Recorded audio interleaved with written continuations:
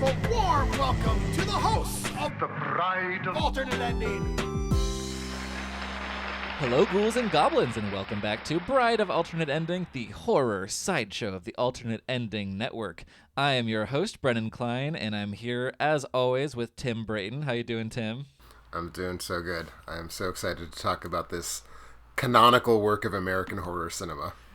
Well, you know, we had to have a second film in Ray Harryhausen month. And again, thank you to Gavin McDowell for recommending this. These are two films that I had not seen before, and now I am happy that I have seen them.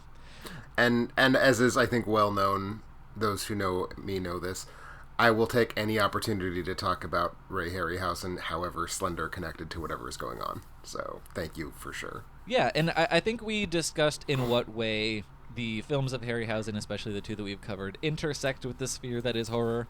I think it is much less hard to argue that the film we're talking about today, which is 1969's The Valley of Gwangji, is a horror film.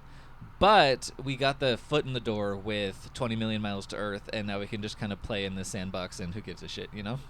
I like that. People get ate by a dinosaur. What's more horrifying than that? I'd be horrified. Yeah, I mean, Jurassic Park, I would say, is horror is not its primary genre, but it's in there, you know? It's one. I think I might have ticked the horror box for Jurassic Park. Yes. On the site. I mean, that movie is functioning in a lot of ways that are more specifically horror genre, but for where the horror genre was in, let's say, the 50s, which is very much what the Valley of Gwangji is evoking, even though in its heart. Yeah. The script for Valley of Gwangji was 25 years old at the time the Valley of Gwangji came out in 1969. So yeah, it feels very much for the scenario. Yeah, like an outlier. Anyway, do you want to run us through the plot of Valley of Gwangji a little bit? I will happily run us through the plot of the Valley of Gwangji a little bit. Thank you. So just to get the sort of crucial details out, this originated in a story conceived by Willis O'Brien, the great stop-motion effects animator, responsible for King Kong, responsible for the 20s version of The Lost World, responsible for Mighty Joe Young, which is where Ray Harryhausen got his career start. So Willis O'Brien had this idea, fundamentally boils down to, what if cowboys fought dinosaurs? Good idea. I don't know that O'Brien had much else to it than that, but again, do you need more? Like, it's cowboys and dinosaurs. So that lived in a drawer for many, many years until it was turned into a screenplay at the behest of producer Charles H. Schneer. Screenplay by William Bast, directed by James O'Connelly. But of course, the person we care about and the only person we really, really worry about here is Ray Harryhausen, the visual effects designer and associate producer. So the film takes place somewhere around the turn of the 19th into the 20th century. I've kind of gotten the impression it's like maybe the first decade of the 20th century. Right along the Mexico-U.S. border, where there is a traveling Wild West show run by a no-nonsense lady called T.J. Breckenridge, played by... Actually, I don't know how to pronounce her name. Gila Golan? I don't know. She was born in Israel, but lived in France and a million other places, so I don't know what that name is working with. Exactly. So Ms. Golan, T.J. Breckenridge is the owner of a Wild West show again, and it's a seedy, no-good, down-rent Wild West show. And basically what happens is she acquires a very small horse. Like an unreasonably small horse. It is about the size of a pit bull, perhaps. Very, very small animal. And this is going to be the thing that puts her Wild West show on the map. She's going to have the world's tiniest horse. And there is a camp of Romani people, which at the time I last watched this film, I was very haughtily dismissive of the idea that there were Roma people in Mexico. Turns out there are. I looked this up too. That is actually a for sure thing that could be. So my apologies to the apparently flourishing around the turn of the century Roma population of Mexico, whose existence I found so unlikely. Well, in terms of the style in which the movie presents these people, it's a very specifically movie Eastern European thing. So it does feel these are not Mexican Romanis. These are universal gypsies. Yes. Is the thing. So it still feels really peculiar. It is, yeah. Yeah, sorry, keep going. But so in the best tradition of the Wolfman, the woman who like is the sort of head of this gypsy tribe, gets very, very upset when this horse is removed from the Valley of Guangxi, whatever that might be. We don't quite know. Convinced that Guangxi is going to come and take revenge on the people who stole the horse from its rightful place, and she insists that the horse be sent back. So she sends some of her agents to kidnap the horse and bring it back to the Valley of Guangxi. TJ is convinced that the person who stole the horse was this fellow named Tuck Kirby, played by James Franciscus. Such a good hero name. Such a good hero name. Like, Tuck Kirby, played by James Franciscus, is such a, like, yes, this is B movie. Like, this is, like, exactly where you want to be. So she's convinced that Tuck Kirby has stolen the horse, and she and Tuck have this kind of will they, won't they, perhaps a sexual history, perhaps they've crossed paths, kind of interested in maybe forming a relationship and getting out of this Wild West life, but also perhaps interested in staying in this kind of rough and tumble environment. So she's convinced that Tuck has stolen the horse. He, of course, denies that he has. Long story short, a group of her people bring Tuck to the valley to get the horse back. And in the process of these, like, three groups, the Wild West show people, the gypsies, and Tuck, meeting outside the valley, the horse escapes through a crack in the wall, which lets them into the inner valley, where they discover, I mean, fuck Little Horse, we got dinosaurs. Uh-huh. Including Guangxi himself and Allosaur. And now what TJ sees in the grand tradition of low-rent, seedy hucksters going all the way back to Carl Denham of King Kong, which this is so very clearly King Kong, but King Kong is a dinosaur and New York is a Wild West show. Mm-hmm. She's like, what if we take this dinosaur and make him the star of our Wild West show? Because what reads as the Wild West if not a dinosaur? So they rope Guangxi and drag him out of the valley, and he takes the very first opportunity he can to break loose and kill the shit out of a town. Yes, indeed. That is exactly what happens in the Valley of Guangxi. Okay, so where to begin? I think we should begin where the movie Let us begin at the 45-minute mark, because that is where the movie becomes interesting. So you want let's begin where the movie begins. Yeah, I think we should begin with the extremely venal, self-interested humans that populate this movie. Oy.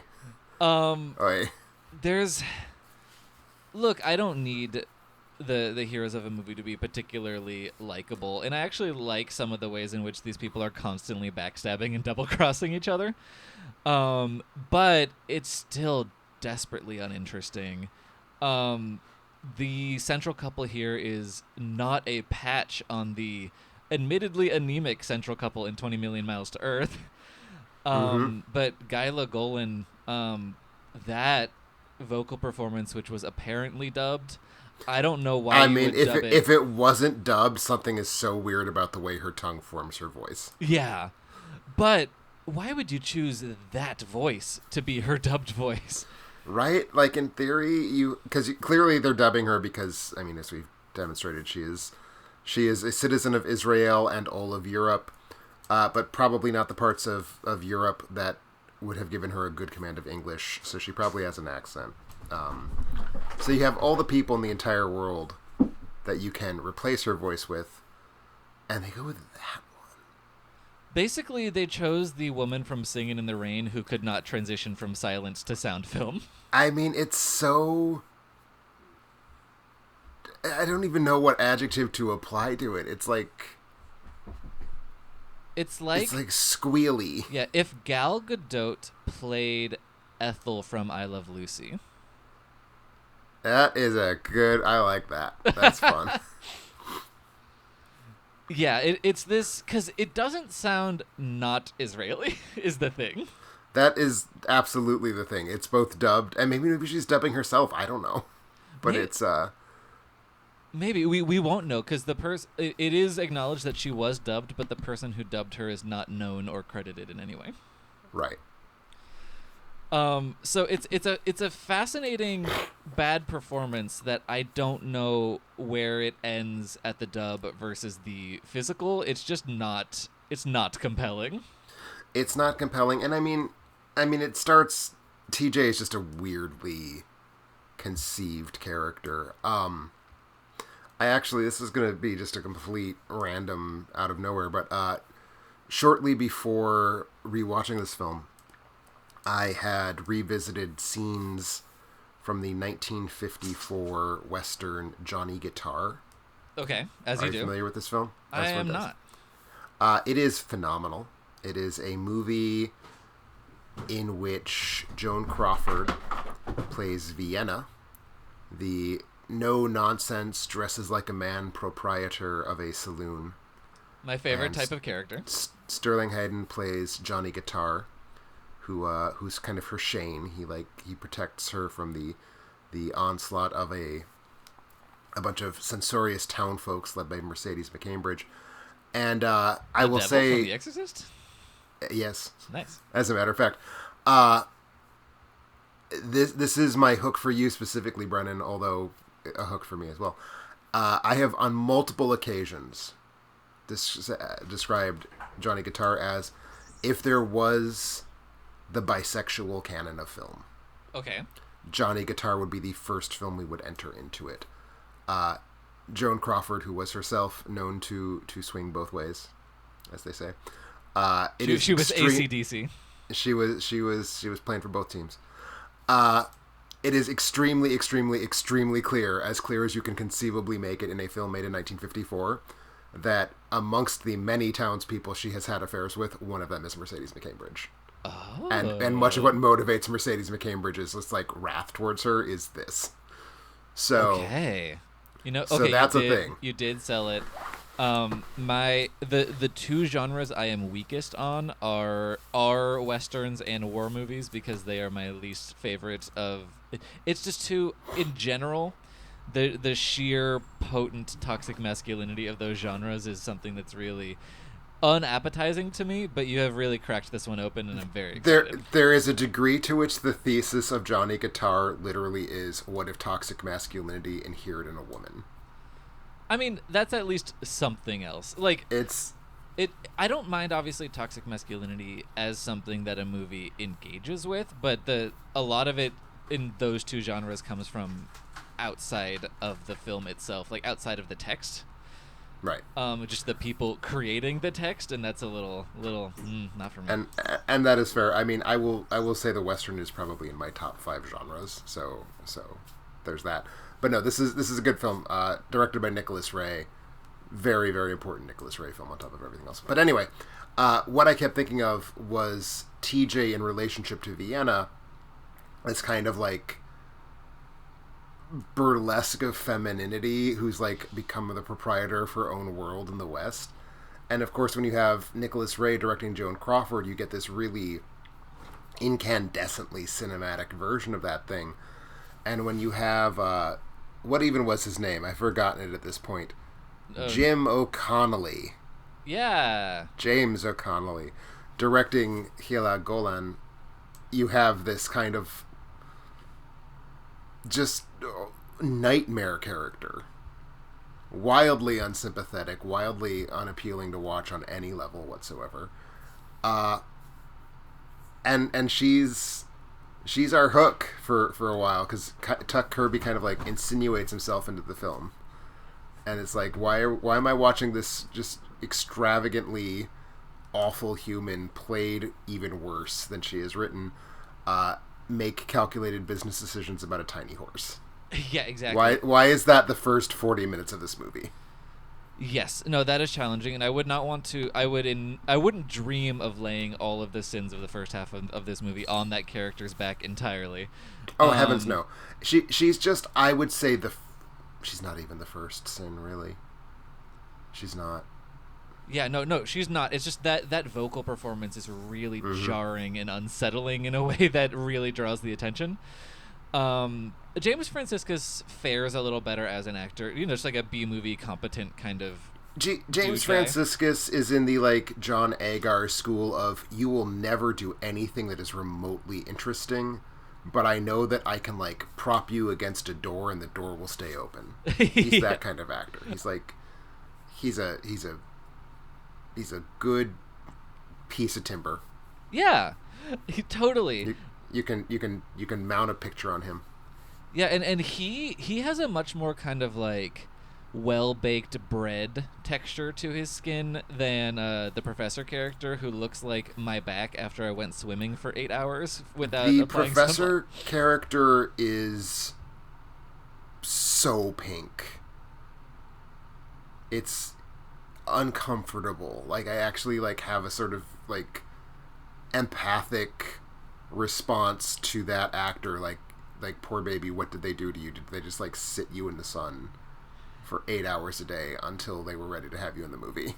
Yeah, it's truly alarming. Look, the way that color functioned in this era of cinema can sometimes highlight some really strange aspects about people's skin tone.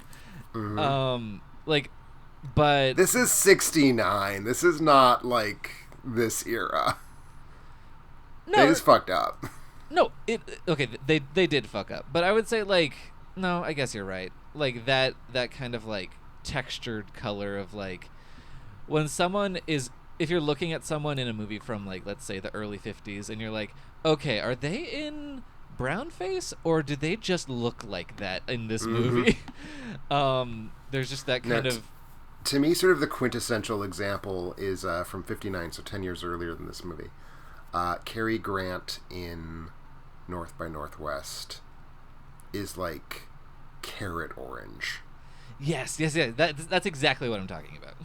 Yeah. Anyway, so everyone is a little bit colored like that in this movie, but that poor Professor Man, beet red, just sunburned to all hell. Yeah, Professor played by Lawrence Naismith, who is a not a nobody. He's a kind of a character actor-y type figure. Had been in at least a couple other Harryhausen films, in fact. Oh, okay. Yeah, I had not recognized him personally, but yeah, I just all these different people with different motivations are, bouncing around this horse and then the Valley of Guangxi, and it could have been interesting. I don't actually. There's like an important kind of spark or soul that is missing, because I think these characters with a better script could have at least been watchable. I mean, we'll never know because they didn't get a better script. Yeah. I do not find the setup for this movie promising. Like, I would have a hard time... I have a hard time imagining what makes me invested in the fate of the Breckenridge Wild West show. Yes. No, like, maybe if you have Joan Crawford playing that role. And by 1969, this is the kind of movie Joan Crawford was showing up in. Trog was only a couple years after this. Yeah, no, she was around. Yeah, I don't know. I'm not gonna lie, like, I was desperately bored by this, but I just feel like I can't put my finger on it, but I feel like it's 2 steps away from something that would have been totally tolerable for this type of film. I mean, it is built on the spine of King Kong, and King Kong works. So there is a way that this could have worked. I guess I agree with that. Unfortunately, they did not find it. They did not find it. Is there anything else you want to say about this portion before we move into the Valley of Guangxi? There is, which is the image that we see before it kicks to the credits, is the ancient old gypsy lady, Tia Zorina, played by Frida Jackson. Oh, yeah! Coming out and making her pronouncement. And And to make her as scary and threatening and imposing as they can, they have given her an eye patch over her right eye and a cloudy, opaque left eye. And I find myself wondering, why does she not just have two eye patches? Like, why does she have both a blind eye and an eye patch? Oh yeah, that's just overkill. That is a fascinating little bit of camp there, because I really was wondering, because I was like, she is a blind character, and I just presumed she was blind in both eyes. So I was like, did an eagle peck out the other eye, and she just doesn't want people to see the like horrible grisly remains? It really lends the imagination. It's pretty good. I mean, insofar as this is ultimately a matinee movie for children, she is a good matinee movie character. She is the human character in whom I have any level of emotional investment whatsoever. Yes, absolutely. Oh, and before we move on, we should talk about the tiny horse, because that's the one little bit of Harryhausening that we're doing in this first half. Yes, it is. I'm a big fan of the tiny horse, which it is technically, we are meant to believe it is an example of the actual extinct species Eohippus. Okay, that is very nice for you. They even use the word in the movie, Eohippus. No. Sorry, I wasn't making fun of the Neohippus. I'm just not a huge fan of the horse. Oh, I love the horse. I think the horse is really good. It's kind of cute, but it's just kind of... I think the scene where they're looking on the horse as it's like prancing back and forth on the table, it reminded me specifically of the scene where they're watching the Emir walking back and forth on the table in 20 Million Miles from Earth, plus, X number of years of technical development. It is a very well composited shot, I believe. Okay, no, that's not anything I was trying to bring up issue with, although personally I prefer the Emir shot from the first one, so I think it's a little spoiled by 20 Million Miles to Earth. Okay. I just, specifically the character design of the little horse, it's not particularly appealing to me. It's a horse. It's very boring. Yeah, but it's like a horse with kind of like a squat, like, beagle-y body, too. Well, it's dogs. I mean, this is accurate, because as you scale animals, they don't just naturally scale. I mean, we have this fantasy in the cinema, but in fact, as you scale animals, their build has to change. Yeah. So keep talking about the biological accuracy of the Valley of Gwangji, Tim. Let's keep going. I'm just saying he based it on actual life reconstructions of Eohippus, and I'm fine with the horse. I think it's well animated. I mean, and I assume he based the dinosaurs on the actual purple dinosaurs that existed in... I find the color of the dinosaurs to be the big disappointment with the monster work in this film. Yes, sorry, we'll get there.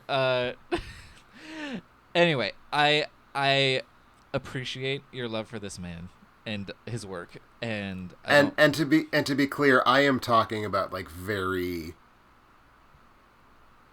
I could take or leave the design of the horse. I'm talking about the animation of the horse, the way it moves. Yeah, I'm a very big fan of. And that I personally have no problems with. I think on an emotional level, I was more frustrated with the horse because it really is the only thing you're getting for 46 minutes. Only thing we get for 46 minutes. And it is not an interesting enough thing for that to be the only thing.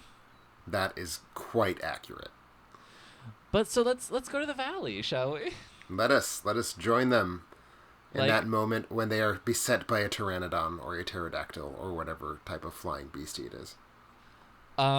Yes, this is where, again, kind of like there were moments in 20 Million Miles to Earth where it's like clearly they were saving their budget for something else. This is where the budget starts to kick in. Again, the purpleness of the dinosaurs is mystifying. The kind of flat... undifferentiated purple, it's very Barney. It's not Barney. Yeah, it's not Barney. Barney actually has more color because he has those kind of green patches. Yeah, his tummy's green. But this is where they start to do really interesting things with the stop motion, with the compositing, with the combinations of everything. Like the pterodactyl swoops in, picks up a dude, starts carrying him around, and you're like, okay, things are heating up, first of all, story-wise, but also that looks tremendously good. Mm-hmm. No, I mean, he's definitely, he was keeping his powder dry. The horse is not him doing anything he couldn't do. And the dinosaurs aren't him doing anything he couldn't do. This was at least his third dinosaur film. In fact, his very previous film had been 1966's 1 million years BC or 100 million years BC. I can never... One of those two. Some number of years BC. The one with Raquel Welch. Which had dinosaurs. And some years earlier, he had done a dinosaur sequence for an animal documentary called The Animal World. So he's done dinosaurs. This is not new territory for Harryhausen. But they're good dinosaurs, is the thing. And, Pixar made a movie about it, right? That's another conversation about things that I like in excess of how much they deserve to be liked, shall we say. Anyway, sorry, I didn't. That was a terrible joke that's not worth really dwelling on. But yes, they are good dinosaurs. The score for The Good Dinosaur is so good, is the thing. The Danas have done something really, really wonderful, I believe. So that's one of the reasons I love that movie as much as I do. No, and that's a fair reason. Anyway, so sorry. Also, Sharon Callahan's lighting design is so good. Sure. I actually haven't seen The Good Dinosaur. Well, I'm just trying to now belabor it because you were trying to move past it. Yeah, well, we could talk about it. No, we can move on. Okay, thank you. Tim. Unless you want to, if you have a we question talk about it, 2000 Dinosaur. I saw that one. I haven't seen. Oh, yes. I thought you said like 2000 Dinosaurs, like 2000 Maniacs, but no, you meant the year 2000. I would fucking watch that movie. I would have 100% watched that movie. Yeah. Rednecks getting like killed by zombie dinosaurs. This is like all I want out of cinema now. Fuck yeah. Anyway, okay, so yes, so there's dinosaurs. They're doing really cool things. But what the fuck are we talking about? So there's dinosaurs. This Pterodactyl comes, scoops up, picks up a guy. Guy's like, ah. Yeah, that's really cool. I will say there is a really bizarre thing where they cut to, like, once the pterodactyl gets kind of felled and hits the ground and they're kind of wrestling with it, and the dude breaks its neck in a brutal scene. But the close-up of, I assume, the puppet that's playing the pterodactyl when he's wrestling with it is black. Mm-hmm. And that was distracting to me. I mean, it's editing. You just gotta roll with it. Sometimes they fake things in movies. Movies aren't real. Yeah. I think that is true, but I think that is a blanket excuse that is not worthy of how badly the two things are edited together. I don't disagree. Okay. I think, yeah. So the pterodactyl animation is super cool to me. It's definitely not. That part's bad. I'm sorry. That part's bad. I really can tell your hesitation of applying that word to anything related to the work of Harryhausen. I think this is the best dinosaur movie made prior to Jurassic Park is the thing, and I'm going to have a hard time criticizing it on that front. Yeah, no, that's fair. I don't think I have anything critical to say about the dinosaurs themselves beyond this point. Okay. Other than the coloration, which again I did find distracting, but the coloration's bad. I assume that's a budget thing. Yeah, exactly. I've never understood why. Because I mean, I think in general, color is not the friend of this technology. But even so, there's no other color Ray Harryhausen film where his models are so flat looking. Yeah, it like, obviously this film is a kind of fantastical thing, so it's not ill-served by existing outside of the realistic space, but you're right, it's just the way that it accentuates the fakeness of the monsters is a little... it just makes them look less cool, you know? Like, yeah. They end up looking more... too much like toys, I would say. Yeah, and the thing is, they are all the same color, too. Well, the Triceratops type thing is not the same color. Okay. Most of them are the same purple. Most of them are the same purple. Anyway, you say something nice to counteract my thing. So the pterodactyl, when it picks up the dude, so typically what would happen in a stop motion film, going all the way back to the start of the technology, when the monster picks up a human, the human is then animated in wide shots and in close-up shots that just kind of cut so you don't have to see the monster holding it. We see the pterodactyl holding a like live-action footage human, and it's very, very seamlessly put together, I think. Yes, that is incredible. And then there's that other shot with when they're roping the dinosaur. That's another similar, like, live action interacting with animation in a really fascinating and really well done way. Yeah, no. In general, I think this was and again, he's saving it. I think a lot of the interaction between the live action footage and the animated footage here is pushing pretty hard. Again, I think color stock is not necessarily the friend of what he's trying to do here, but he is getting a lot of really, really ambitious stuff. And it feels like there's kind of this constant progression through the 60s, starting really with Mysterious Island, where he's just playing around with more and more just like showy, look at what I can do style compositing, and that becomes really, really pronounced, I think, in parts of the scene. And certainly the roping scene, I think, is the pinnacle of that. It's technically, I think, the best shot in this film. Yeah, and there really, again, other than those two things that I brought up, there really isn't, like, this is, really well done animation. I think, again, as a whole, taking the two films we watched, 20 Million Miles to Earth is something that I appreciate a lot more, both in terms of the whiz-bang, like, how the fuck are they doing this moments, but also the overall way that the stop motion does surface the story, because it is the story. Like, the Ymir is the main character of that movie, as we kind of discussed, and has a lot more impact on the emotions and tone of the story that film is telling. Because here, the animation is really excellent, but it's not so much servicing an overall story of the film as being the good thing that the film has to offer. I can agree with that, and I think that's true. I think the difference between this and 20 Million Miles to Earth, Guangxi's not a character. No, even comparing this to something like King Kong, which of course is the extremely obvious point of comparison for the second half, King Kong is a very distinct personality. Like, we feel for King Kong, like his emotions are front and center. Guangxi is just an animal that will kill you if it can bite you, and it's never more than that. Mm-hmm. But to a certain extent, I mean, is that not also true of the T-Rex in Jurassic Park, right? Yeah, no, that's true.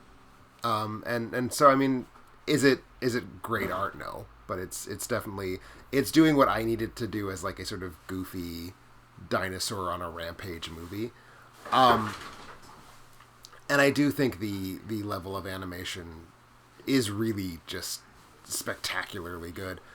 Up to this point, I mean, and I think that it's really with I think 100 million or 1 million years BC that starts to shift.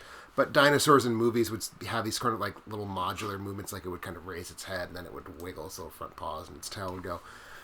And people listening to the podcast can't see that I just sort of pantomimed that. But Guangxi in particular, but other dinosaurs in this film as well. It's not like packed. It's not like there's dozens of dinosaurs here, but there's a few different animals we see.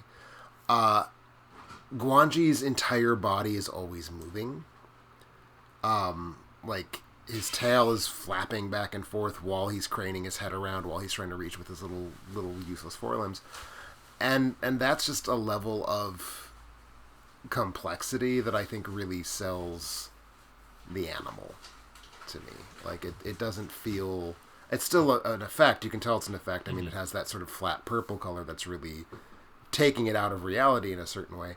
But the fluidity of the movement and the complexity of the movement does sell to me this is an organic creature in a way that I don't need it to do a whole lot to get me to the point of I believe this dinosaur rampage, but it gets me there, and I think, and that's when I say this is my favorite dinosaur movie, when I say these are my favorite Harryhausen dinosaurs, that's really what I'm talking about, that I feel the kind of like presence of a living being that's like all of its parts are alive. Yeah, no, that's a really good point. And yeah, there is like there is so much that is successful about the animation here. I would say that it continues to be a rather, like, if anything, the script gets more arid to make room for the dinosaurs, which obviously was the right move. Mm-hmm. But yeah, I mean, I don't think I had an end to that sentence. Well, I mean, I think at a certain point, it does the thing that monster movies do, which is it stops being about its plot. Like, it has... Once the Allosaur shows up, so it does the thing that monster movies do, where the plot kind of stops once that Allosaur shows up, and we still get one last like beat of the pre-Valley plot, which is Tuck gets very upset that TJ has apparently abandoned like dreams that she put into him of like, what if we left this life? What if we retired and we got a house and we had kids? And now she's like, well, fuck that. I've got an Allosaur. I'm gonna make so much money now. And he's like, but what about the house and the kids? And she's like, you can shove those up your ass. So that's like the last beat really of the plot. And now the plot becomes dinosaur go grrr, dinosaur eat, chomp, chomp, chomp, dinosaur rock, rrr, rrr. Okay, well... So to say that it even has a script at this point is kind of, I think, giving it too much credit, because it's really just, like, locked into what are all the things that the genre does. Well, we have to get the dinosaur loose. We have to have the dinosaur go on a rampage. We have to have people run away screaming from the dinosaur. And it just becomes, like, really a pro forma... It's boilerplate at this point. Yes. Okay, yeah. So, yeah, that's the thing that does happen. That it obviously is the thing that I expected. But I think, okay, so for me... the Valley of Gwangji sequence itself, when they're there and just gawking at various dinosaurs, that, on a personal level, serves me a lot less than when the dinosaur is rampaging, like, interacting with people, interacting with this city set, and doing things. Oh, agreed completely. Okay, cool.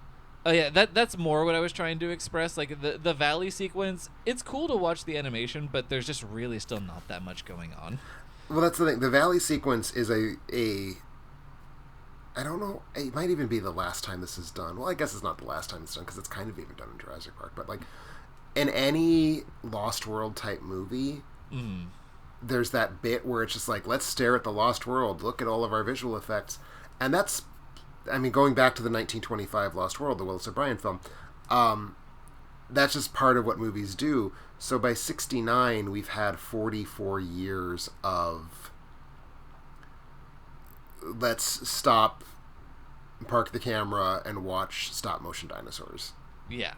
And even though these are very good stop-motion dinosaurs, there is a hard limit on how fresh this can seem at this point in history.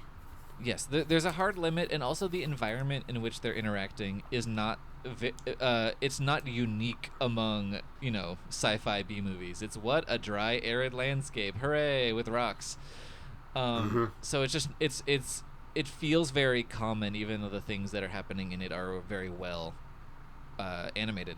I would say the production design of the city, and especially of the interior of the church, where the Allosaur rampages in the third act, or in the finale, are spectacular and superb. The church to me is the like, it's the +1 element to this film that pushes it from like, that was a satisfying dinosaur movie to, oh, I actually really like this dinosaur movie. That is a cool location.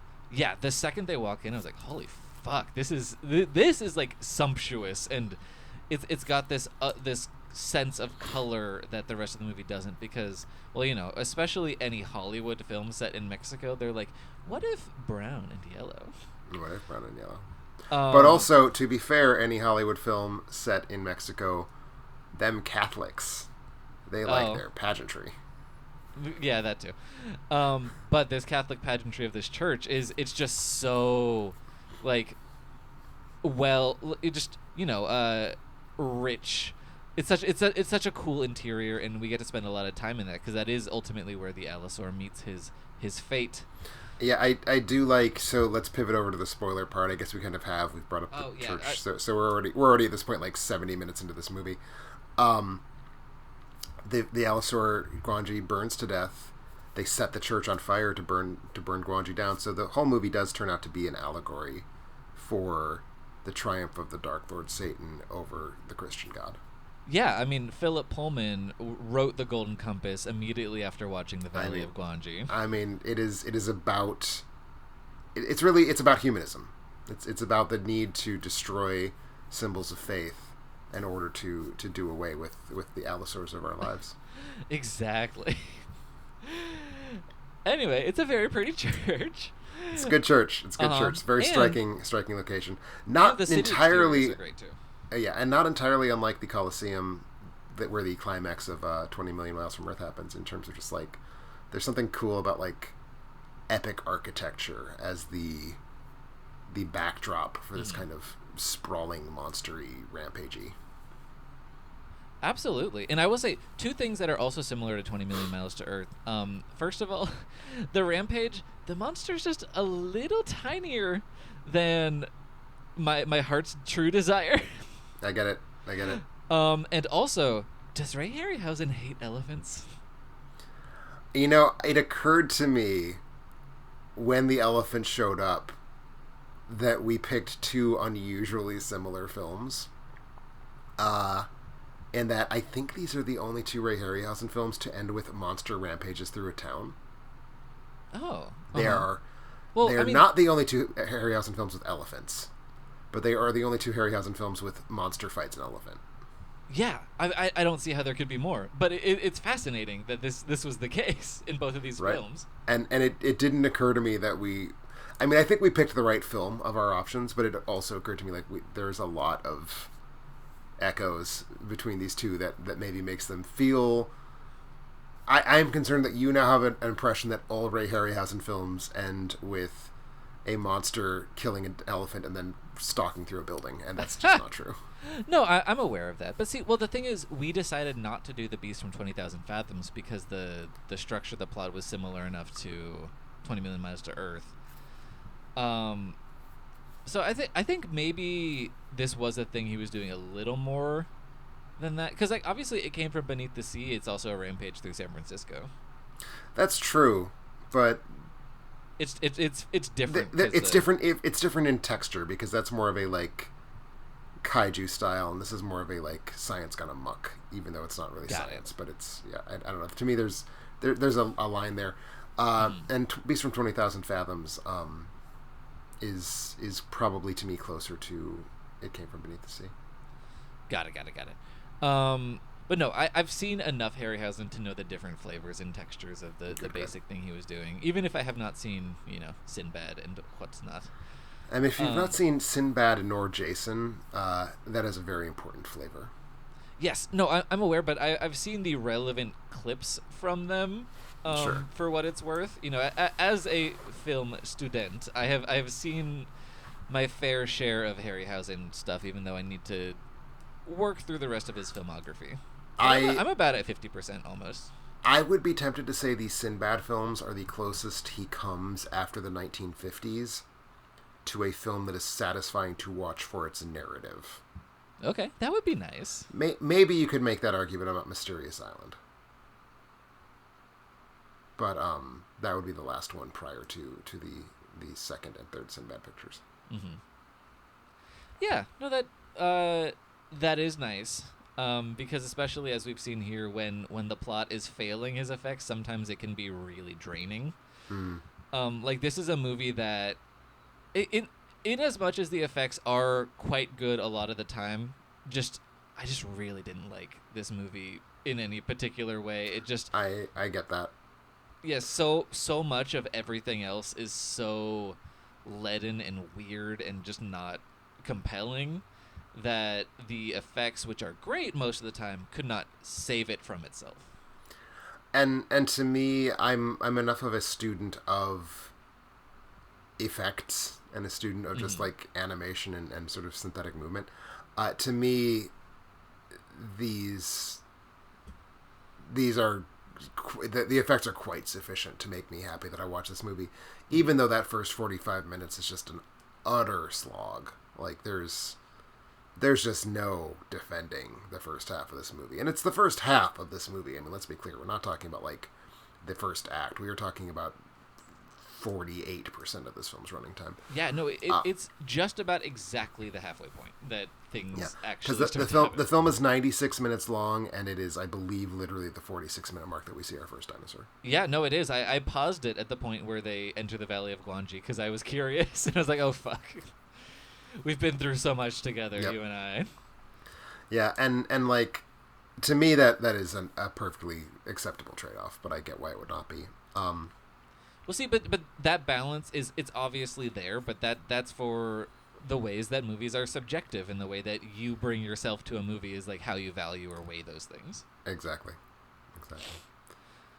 Anyway, is there anything else to talk about in this movie? I mean, I kind of want to talk about... We've talked about the film qua the film, and we've talked about it a lot in sort of connection to this 1950s genre, but I think we have not really grappled with... This is a film that came out in 1969. Mm-hmm. And how wildly incongruous would this have felt in 1969? Like, this is the year of the Wild Bunch. Yeah, and in terms of Western, in terms of horror, in terms of sci-fi, all those genres had moved on in such like this is a 10 or 15 or 20 years old throwback in some ways. Yeah, and even this is 1 year after Night of the Living Dead and Rosemary's Baby. Right, and I mean, like, to be clear, those three films are all for adults. Mm-hmm. And Valley of Gwangi is for children. And I mean, that's just the way of it. But it feels like a film that would have, if it had come out in like 1953, would have been a sort of all ages go see this is just a film for every audience. And in 1969, it is clearly this just like weird juvenile cast off that I cannot imagine who would like accept that this is the state of genre filmmaking in any of the genres that we could be talking about. And I do think it speaks to that the fact that the idea had been kicking around for a quarter of a century. But B, somewhat more distressingly, I think that the Harryhausen brand of filmmaking was time-stamped in a way. Like, it is a 50s mode, I think. And he kept making films into the 1980s, right? He makes the Sinbad films, I think, represent most of his output of the 70s. And then Clash of the Titans, his last film, comes out in either 80 or 81. So he's plugging along for ages and ages and ages. And when Clash of the Titans comes out, it feels sort of congruous again, or congruent, because it's post-Star Wars. And it's like, okay, well, we do this now because Star Wars happened. But that stretch from, like, Guangxi to the two Sinbads in the 60s and 70s just really feels anachronistic in a way that's kind of a bummer for me to watch and think about, like, what's going on in the world, even what's going on in children's entertainment, and we're still getting these like super corny, and corny is maybe even too kind of a description for Valley of Gwangi, but we're just getting this like really really old fashioned everything, and it's kind of a bummer to me. Yeah, it does feel dusty. Yeah. Even in a way that, like, in 63, Jason and the Argonauts does not. This does. Yeah, I mean, I don't know. Like, it does feel that way, even divorced from its context. Obviously, we're not watching this in 1969. We're watching this in the same manner that we watched the previous movie from the 50s, but it does feel kind of aimless in a way, or just kind of displaced. Yeah, and to me, a place to compare it to, I mean, just because you got your James Franciscus just Franciscusing it up on screen, it is, I believe, the very next year that he would headline Beneath the Planet of the Apes. He's the, like, stand-in for Charlton Heston, basically, in that film. And that is where goofy genre fare for children more than perhaps other audiences. I mean, the Apes movies, I think, we're striving to be somewhat more thoughtful, but the sequels get us mostly to children's entertainment, I think, or to at least all ages entertainment. So just comparing these two James Franciscus vehicles made in consecutive years, Beneath the Planet of the Apes feels like a movie that was of its time. It feels like, yes, I can see how this fit into the ecosystem where it was made. And Guangxi just does not. Like, Guangxi just, compared to that film, feels so weirdly square. Yeah.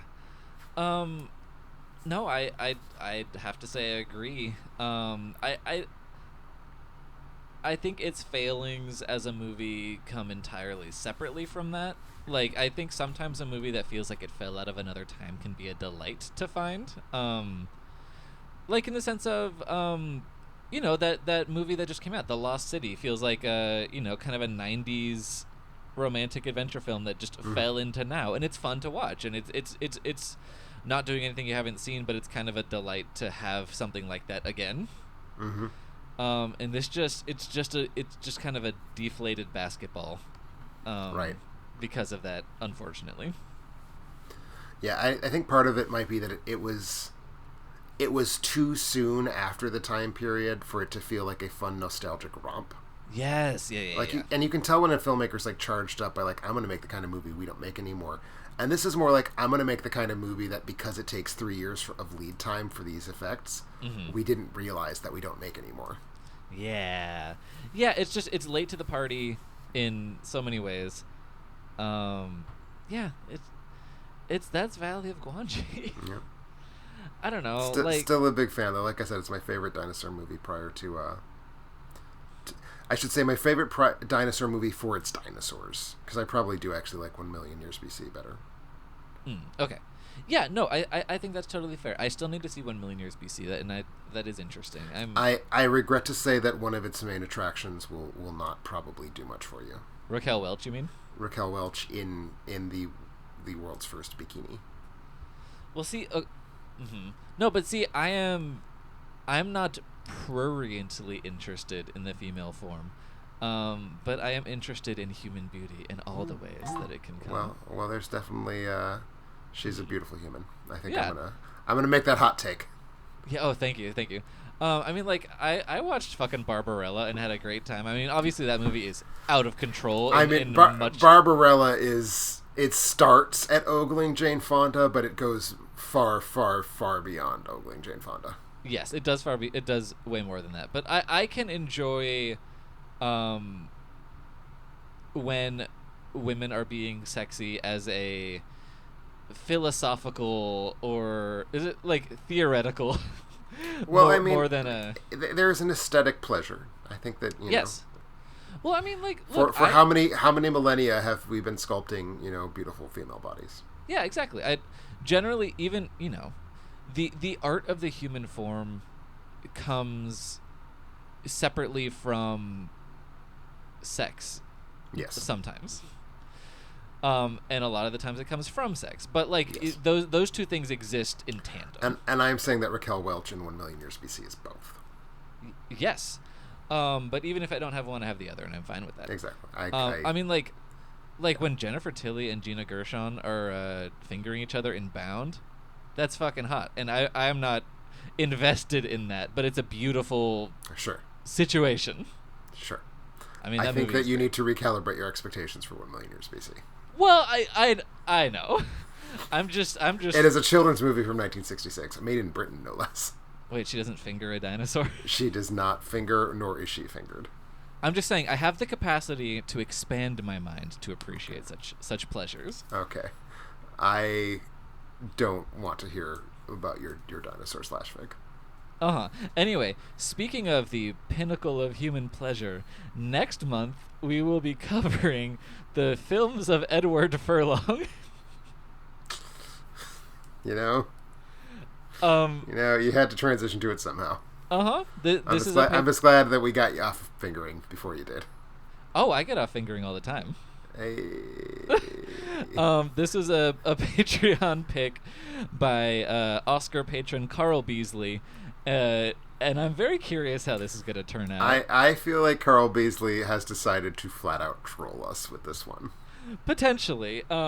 We will have a poll going up on Patreon in the last week of the month, and you can pick which Edward Furlong horror flick we will be watching in, what's the next one? May? Yep. I'm Billy Pilgrim. I have become unstuck in time. The 31st anniversary month, if I'm not mistaken, I believe Terminator 2 was a May release. It might have been a July release, but I think it was May. Oh, well then it makes perfect sense, Tim. And if I'm wrong, then we'll just pretend that I never said that. I mean, Carl Beasley did not know we were going to be doing it in May, so That's a good point. It's just I'm very curious if this will turn up something that I wasn't expecting. I mean, it will be exciting for me to see Edward Furlong not in a Terminator movie.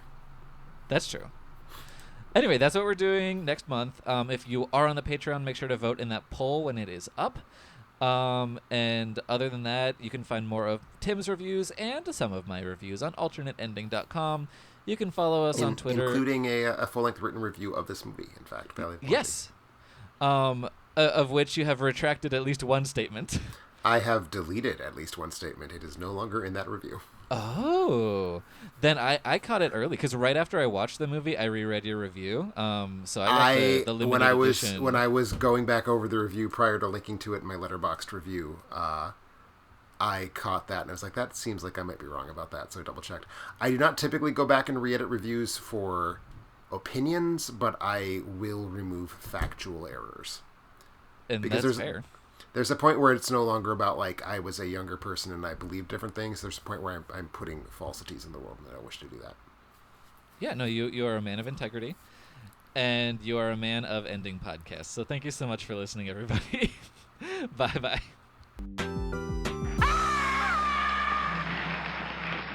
She hates me.